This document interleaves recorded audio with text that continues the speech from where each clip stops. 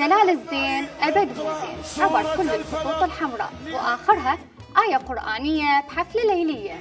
المتابعين انقسموا ما بين مدافع ومحايد ومعترض، والبعض يقول وين لجنة المحتوى الهابط يقدر بس على الفقير. الاستهزاء بكلام الله وصل للملاهي، يعني فوق ما أغانيه تلوث سمعي وهابطة وصل بيه يستهزئ بكلام الله بالملاهي.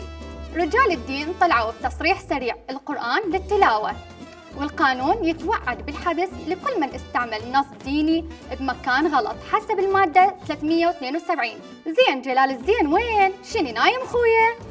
وكل هذا الجدل وجلال الزين منزل قصة يقول نقص عندي ما يتعوض من اتمرض منو يخاف منو يرتب تفاصيلي وراك مبهذل النعام وراك هواي